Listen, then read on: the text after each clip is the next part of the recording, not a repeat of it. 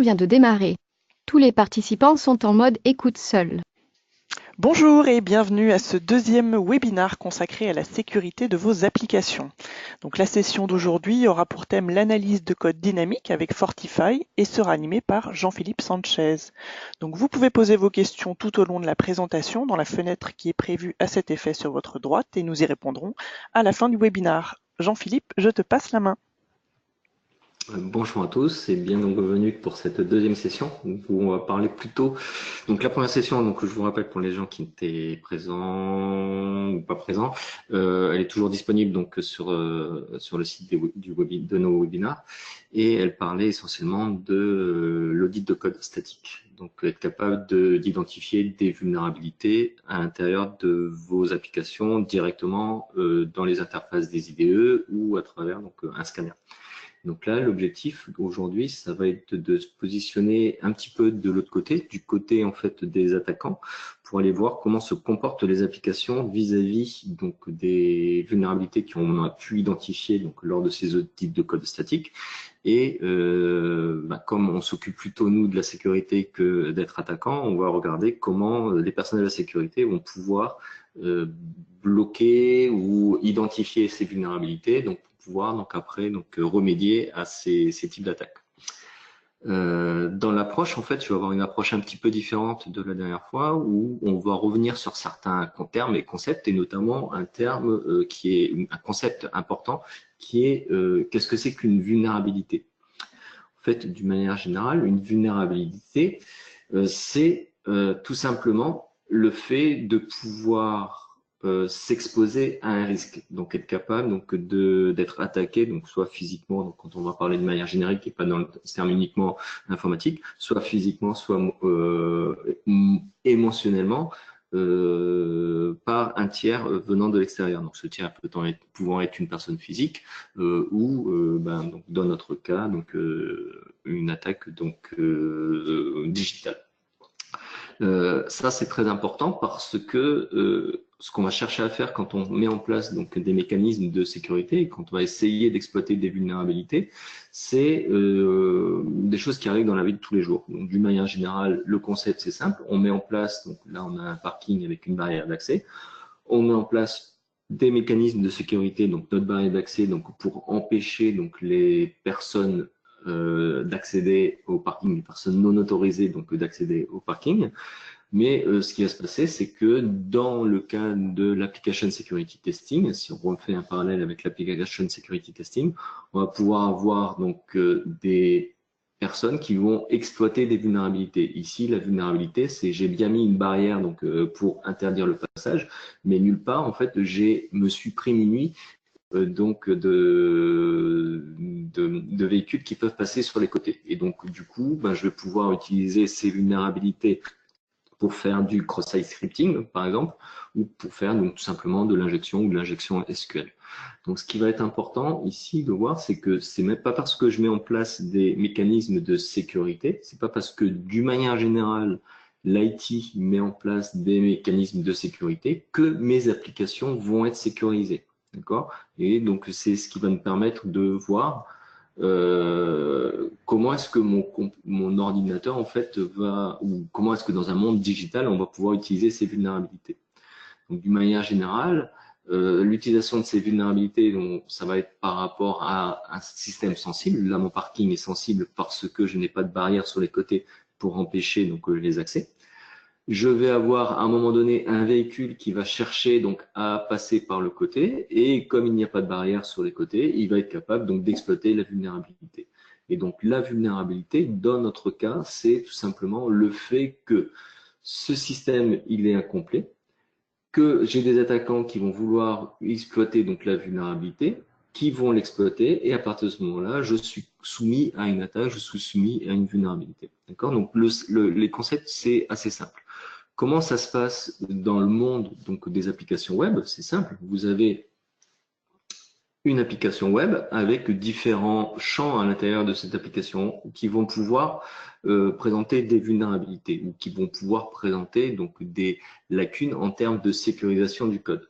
Ça va par exemple être le fait d'exploiter une injection SQL sur des champs où on va me demander de rentrer, donc par exemple un code pays ou un code ville.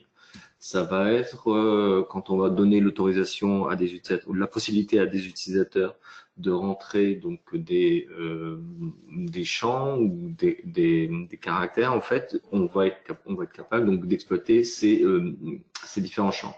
Ça va être le fait de donner la possibilité donc de rentrer des adresses email, de rentrer en fait donc des paramètres qui vont permettre de rentrer dans l'application, récupérer des contacts pour pouvoir faire après du social engineering et éventuellement même être capable donc de me loguer, et à partir de ce moment-là je vais chercher donc à bypasser donc l'authentification simple qui va être username password. D'accord, donc on va donner à notre application plein donc de potentielles vulnérabilités et qui vont pouvoir être utilisées par des potentiels attaquants. Et à partir du moment où là, la potentielle vulnérabilité qui est utilisée par un potentiel attaquant pour faire une attaque, on est sur un système vulnérable. C'est important en fait d'en parler parce que ce qu'on voit aujourd'hui, c'est qu'il y a une véritable explosion donc des vulnérabilités et une explosion du coup des attaques sur les systèmes. Donc ça, depuis donc 10 ans ou 11 ans, on voit que l'évolution a été énorme ces 2 dernières années. Donc depuis 2016, on a vraiment un grand nombre d'attaques. Alors, quand on est donc spécialiste de la sécurité ou quand on est développeur, on n'a pas tout à fait la même vision. Quand on est quand on est développeur, on se dit, je vais développer mon application. Je vais donc donner donc la gestion de mon application en production à une équipe IT et c'est l'équipe IT qui va mettre en place des mécanismes de protection qui vont permettre de protéger mon application. C'est mon parking de tout à l'heure. On a bien des barrières et donc on fait confiance à l'équipe qui exploite la sécurité et les accès au parking pour protéger l'application. Donc ça c'est vrai. Ça peut marcher, mais en fait, ce qu'il faut se dire, c'est surtout, ça c'est vrai, tant qu'on ne vous demande pas de voir un peu plus de choses, tant qu'on ne vous demande pas donc d'aller regarder un petit peu plus ce qui se passe au niveau de la sécurité. Et la triste réalité, donc, et le slide précédent, c'était que 80% des attaques aujourd'hui exploitent donc des vulnérabilités qui sont liées à des applications. Donc 80% des applications ont des vulnérabilités qui sont considérées comme critiques ou élevées. Et 90% donc des exploits aujourd'hui se font en utilisant donc les applications, en utilisant donc les problématiques, donc les vulnérabilités qui sont identifiées à l'intérieur de ce code. Donc, si je reviens donc à cette considération-là, tant qu'on ne demande pas des considérations supplémentaires donc pour qui doivent être adressées au niveau du code, en fait, ce qu'on voit, c'est que les gens qui s'occupent du développement des applications, qui travaillent au niveau du code, doivent de plus en plus donc identifier donc les vulnérabilités directement à l'intérieur de leur code. D'accord. Et ça, c'est une problématique de la sécurité, une problématique d'organisation. Comment ça se passe dans la vraie vie? Dans la vraie vie, en fait, les développeurs et les équipes de développement ainsi que les équipes de production vont utiliser des méthodologies de type DevOps, donc qui permettent de faire des développements rapides, agiles et de faire communiquer donc les différentes équipes avec différentes phases de design de l'application, de définition donc des prérequis de l'application et après des itérations en termes de développement. On développe, on teste que l'application fait bien ce qu'on veut dans les bonnes performances. Si jamais donc ça se passe pas correctement, on modifie donc le code et éventuellement donc le design et donc les prérequis de l'application et après on est capable donc de déployer donc l'application en production.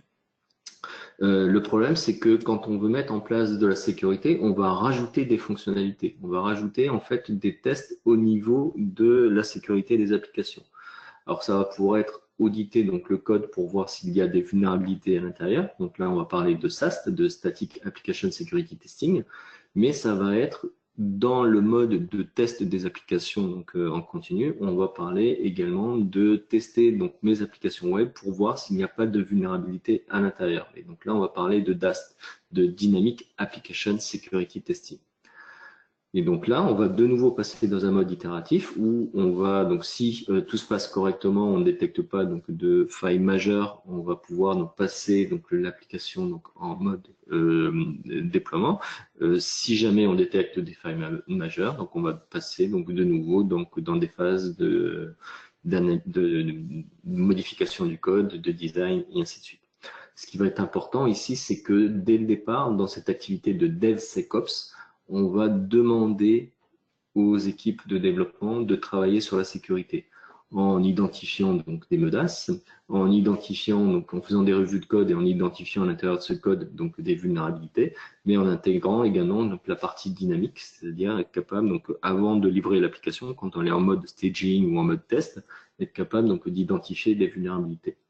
Quand on part après donc dans la partie production, on va continuer à tester donc les applications et ça fera l'objet d'un prochain webinaire.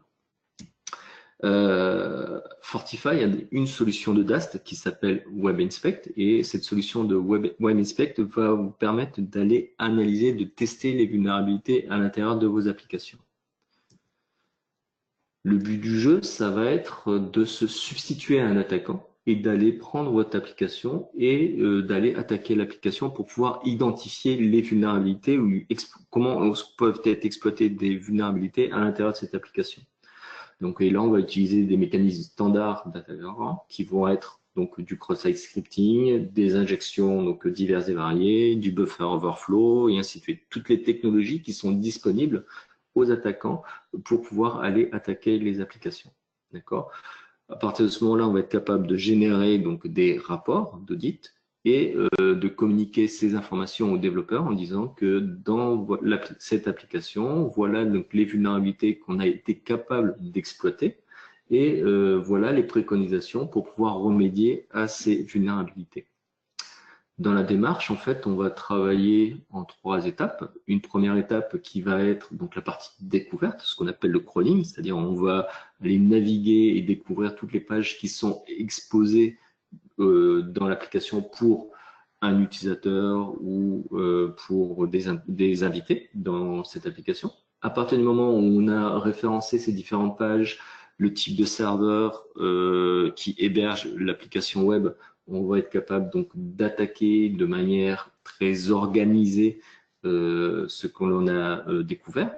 Et on va être capable donc de générer des recommandations, de générer du reporting, de générer des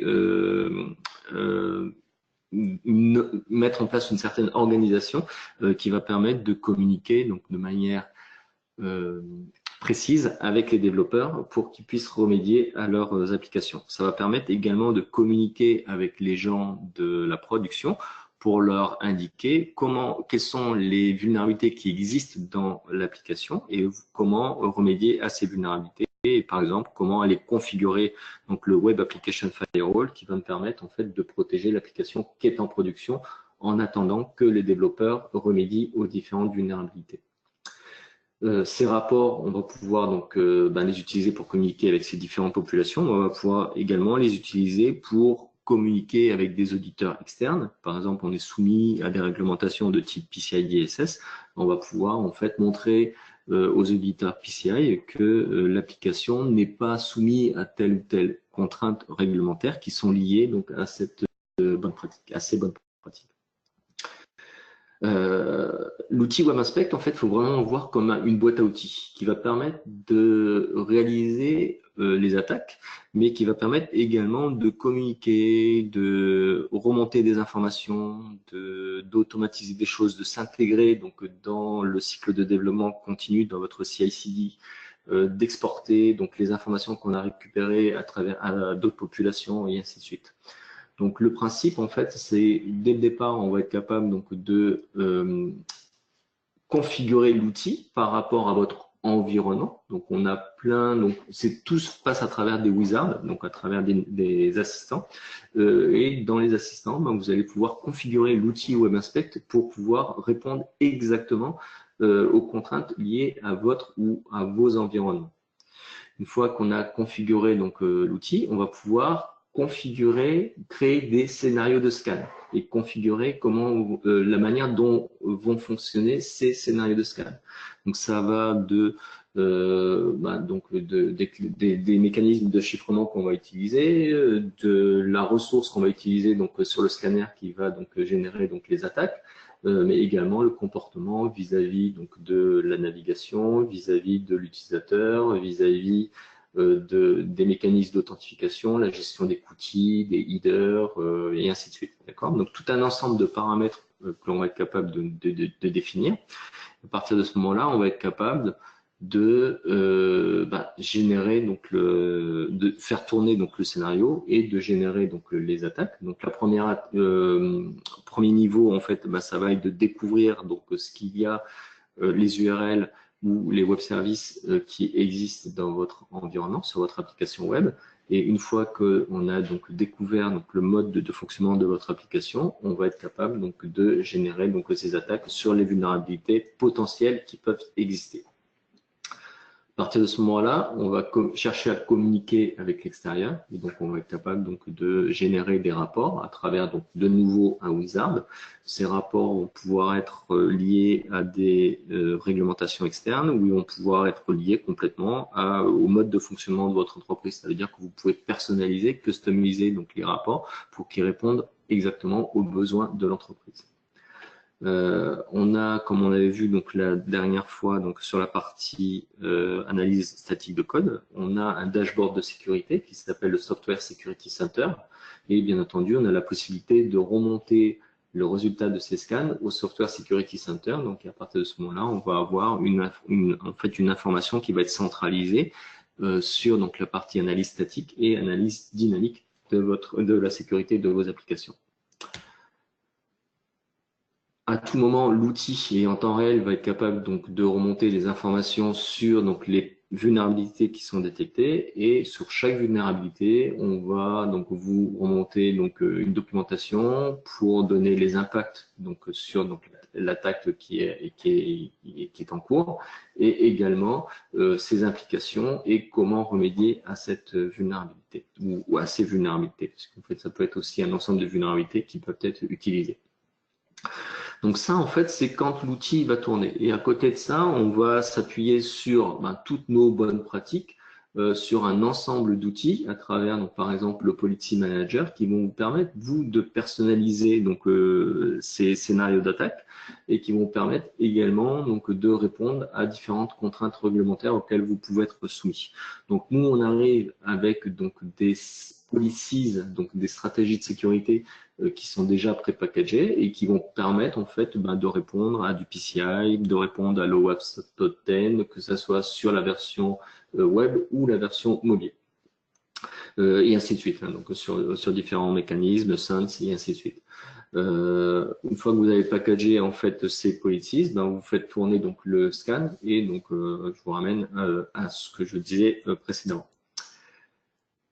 Pendant le scan, vous avez la possibilité donc de communiquer avec différentes personnes. Donc, on va fournir différents écrans qui vont permettre de communiquer plutôt avec des auditeurs, mais on va fournir également des écrans qui vont permettre à des pen testers, donc à des analystes de sécurité, d'utiliser des résultats du scan pour exécuter manuellement ces attaques, pour pouvoir capturer donc des informations, donc que ce soit au niveau donc remonter donc dans des logs, mais également au niveau des captures d'écran, pour pouvoir mieux communiquer avec les différentes personnes et différentes populations qu'il y a dans l'entreprise, notamment les développeurs. Bien entendu, cette solution donc c'est travailler également sur des web services, que ce soit du SOAP ou du REST. On va travailler également sur des technologies de single page application. Donc, on va fournir un ensemble d'outils qui vont permettre de vraiment donc de pouvoir donc travailler sur l'intégralité de vos applications.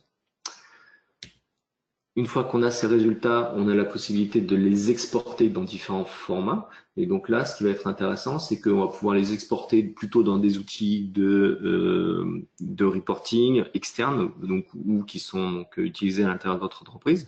Mais on va pouvoir donc les exporter également vers donc, des outils qui vont vous permettre de mettre en place des mécanismes de sécurité, donc par exemple à travers des WAF, des Web Application Firewall. Et enfin, on va s'intégrer donc avec différents outils qui peuvent exister dans votre entreprise, différents outils tierces parties qui vont permettre en fait de mieux travailler par rapport à votre application ou à l'ensemble de vos applications. Donc l'objectif en fait, c'est d'avoir en fait vraiment cette boîte à outils qui va permettre de répondre à différents types de besoins, différents types de populations et d'arriver rapidement à un résultat sans être un expert du pen testing. Donc bien entendu, plus on a de connaissances, mieux on pourra interpréter et mieux on pourra faire le triage par rapport aux résultats. Mais dès le départ, un utilisateur non expert en pen testing pourra utiliser notre solution pour pouvoir générer ses attaques. Le scénario, il est assez simple. Donc, vous définissez un scénario d'attaque à travers donc, le wizard. Vous lancez donc cette attaque. Donc, l'attaque là va pouvoir durer donc un certain temps. Hein. Ça se passe pas en 5 minutes. Généralement, ça va passer donc à plusieurs dizaines de minutes, voire plusieurs heures, en fonction de la complexité et de la taille du site. Les analyses de sécurité vont être capables pendant les phases de test et également à l'issue des phases de test vont être capables d'aller investiguer, donc de monitorer un petit peu ce qui se passe à l'intérieur de ces scans, d'analyser donc le résultat pour pouvoir mettre leurs commentaires, pour pouvoir faire des triages, identifier les faux positifs et être capable donc de générer des rapports qui vont être à destination de différents types de populations. L'objectif, c'est en utilisant ces différents assistants, en utilisant ces différentes règles politiques d'attaque de sécurité qui sont déjà donc préétablies, préconstruites, être capable donc de mettre en place rapidement la solution pour pouvoir avoir des résultats rapides et exploitables par différents types de populations. Donc l'interface, une des interfaces en fait que l'on va pouvoir avoir donc à travers donc la version auditeur de WebAspect, on va se présenter de cette manière-là. Dans cet écran-là, on voit sur la partie gauche tous les wizards qui sont disponibles pour pouvoir donc commencer à créer des scénarios d'attaque, commencer à générer des rapports. Et une fois qu'on est à l'intérieur d'un wizard, donc là typiquement si je choisis le wizard du Start Basic Scan, je vais donc être capable donc de manière guidée de rentrer à l'intérieur de mon scénario de scan. Généralement, dans le scénario de scan, je vais indiquer un nom du scénario, je vais indiquer les paramètres que je veux jouer à l'intérieur du scénario. Donc typiquement, je vais donner une URL, je vais dire est-ce que je veux faire du crawl, est-ce que je veux faire de l'audit, est-ce que je veux faire donc de l'exploration manuelle de mon site. Et je vais indiquer également différents paramètres comme donc le nom et l'URL, mais également donc la partie est-ce que je veux restreindre à mon attaque certains folders, certains folders et sous-folders.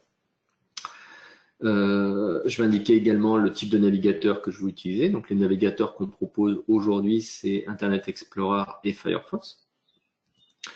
Et donc vous allez pouvoir après passer dans l'écran suivant, et l'écran suivant, ça va être de dire comment je vais me comporter vis-à-vis du réseau. Est-ce que je vais donc utiliser un proxy particulier? Donc est-ce que je vais utiliser donc le proxy qui est défini à l'intérieur de mon IE par exemple, ou alors donc le paramétrer?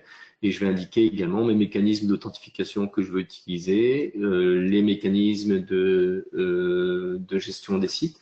Et à ce niveau-là, j'ai la possibilité d'enregistrer une macro de comportement d'utilisateur, par exemple pour l'authentification. Donc typiquement, je vais m'authentifier avec une authentification complexe, donc ça peut être de l'authentification multiple facteurs ou une application avec un username et un password, et je vais demander d'avoir un CAPTCHA et de répondre aux questions qui sont à l'intérieur du CAPTCHA. Donc on va vraiment pouvoir faire des authentifications de manière complexe. Et à partir de ce moment-là, j'aurai construit mon scénario. Et donc là, je vais pouvoir de nouveau donc rentrer dans ces différents paramètres donc pour gérer donc la complexité de mon scénario. Donc, au niveau du crawl, donc être plus ou moins profond que sur donc la gestion donc de l'exploration de mon site. Je vais pouvoir également rentrer des paramètres qui vont correspondre à récupérer des informations supplémentaires, comme par exemple récupérer toutes les informations qui sont liées au serveur et le type de serveur que je vais avoir, que ce soit un serveur Apache, que ce soit un serveur Tomcat, que ce soit un serveur IIS, donc être capable de récupérer ces informations en WebSphere ou autre. Être capable après donc d'utiliser différents petits outils qui vont me permettre de regarder, d'enregistrer le comportement donc des formulaires à l'intérieur donc de ma navigation. Regarder si jamais j'ai accès à des liens externes, être capable de dire quels sont les liens externes que j'autorise et ceux que je n'autorise pas. Et de la même manière, être capable donc d'indiquer comment est-ce que je vais gérer donc mon trafic. Donc être capable d'enregistrer donc le trafic. Et typiquement, je vais l'utiliser quand je vais faire du troubleshooting, mais également être capable donc de réutiliser une analyse que j'ai faite précédemment sur la gestion des faux positifs, si c'est la deuxième, troisième, quatrième fois que je lance ce scénario d'attaque pour regarder si le travail des développeurs sur la remédiation a été un succès ou s'il manque des choses à réaliser. Donc être capable en fait de définir donc tous ces scénarios, et une fois que j'aurai construit un scénario complet, j'aurai donc la possibilité de lancer mon attaque. Donc à partir de ce moment-là, donc soit je sauvegarde mon scénario, soit je dis je lance l'attaque, et à partir de là, je vais avoir un écran de ce type-là qui va me montrer qu'est-ce qui est déroulé à l'intérieur de l'attaque. Et dans cet écran, ce que je vais chercher à faire, c'est à regarder ce qui se passe au niveau de la navigation, être capable d'aller faire de l'exploration pendant l'attaque. Donc là, on est vraiment sur du temps réel. Qu'est-ce qui se passe au niveau de la découverte et si jamais j'ai des logs particuliers au niveau de cette découverte, mais également tout ce qui se passe au niveau des attaques et des informations que j'ai pu récupérer pendant ces attaques. Et donc là, de nouveau, de manière interactive, en tant qu'analyste, je vais pouvoir regarder donc les résultats. Et quand je vais me positionner plutôt en mode je veux observer donc les résultats et voir les préconisations que nous pouvons faire sur la gestion de ces résultats, on va avoir donc la possibilité de configurer tout ça. D'accord. Donc là, on est vraiment dans un mode de fonctionnement qui va me permettre d'aller regarder, de lancer un scénario d'attaque, de regarder le comportement vis-à-vis de cette attaque. Ce que je vois dans mon écran ici, c'est que sur donc, la partie droite de l'écran, dans le scan, dans l'onglet scan, ce que je vois, c'est que je n'utilise pas un agent.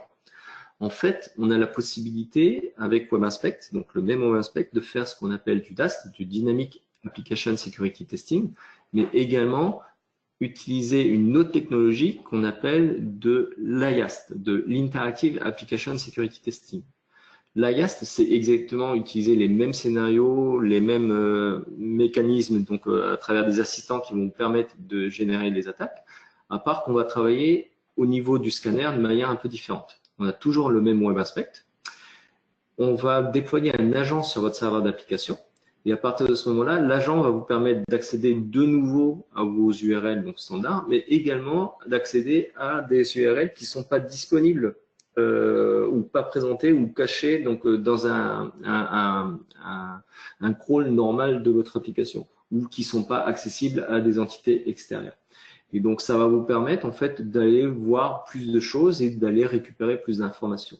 Ça va permettre également d'aller regarder ce qui se passe au niveau du code. Donc, comme on est directement sur l'application, on va être capable de communiquer avec les développeurs de manière un peu plus fine et être capable d'aller identifier les lignes de code qui contiennent les vulnérabilités. Et donc là, l'objectif, c'est d'aller remédier plus rapidement aux vulnérabilités qu'on a pu rencontrer.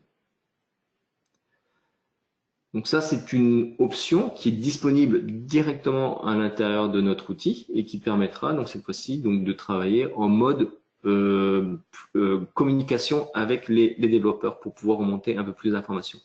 Et bien entendu, j'ai la possibilité de prendre ces informations, de les remonter dans mon Software Security Center et à partir de ce moment-là, dans le Software Security Center, je vais être capable de faire de la corrélation entre mon analyse de code statique et mon analyse de code dynamique. Donc l'objectif, c'est de nouveau être capable de remonter des informations plus précises, plus concrètes, qui vont permettre de remédier plus rapidement à mes vulnérabilités.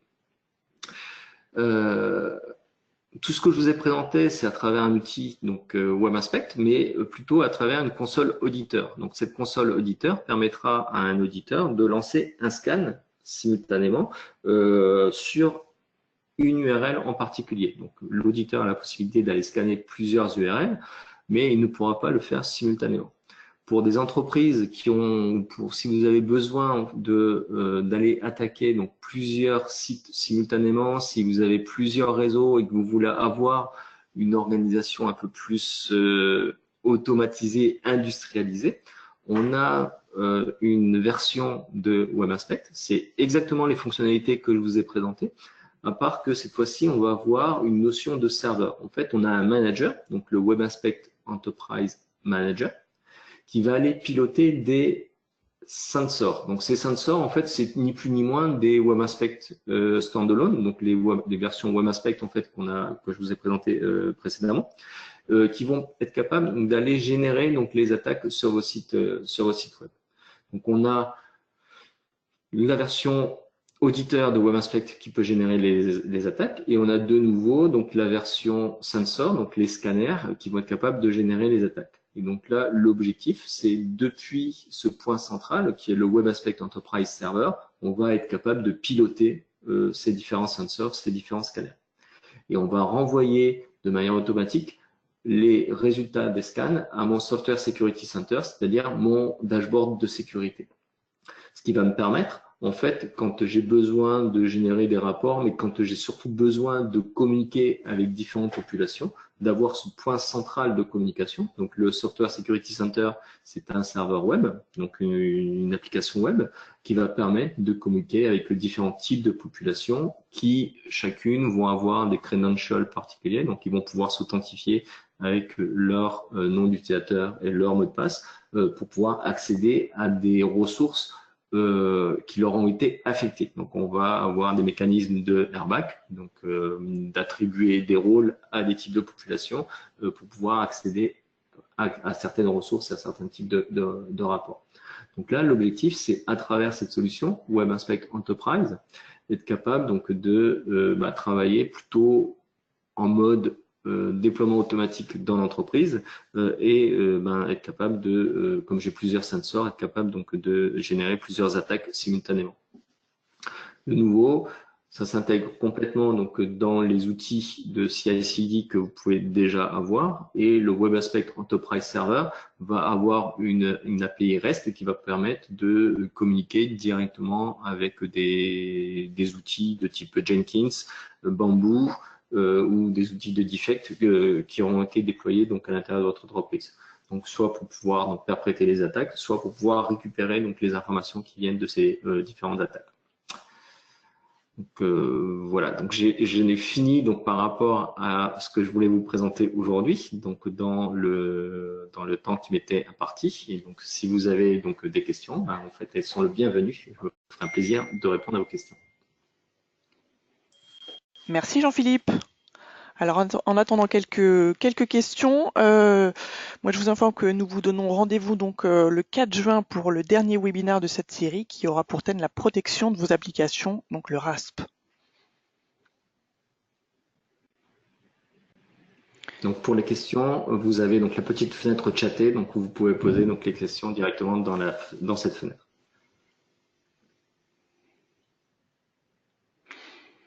De toute façon, juste après la présentation, nous vous enverrons les slides qui auront été déroulés et avec le lien également du replay.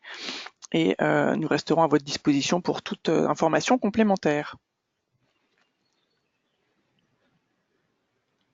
Mais écoutez, il n'y a pas de questions, donc je vous propose de terminer cette session. Merci beaucoup Jean-Philippe. Nous vous souhaitons à tous une très bonne journée et à très bientôt. Au revoir. Au revoir.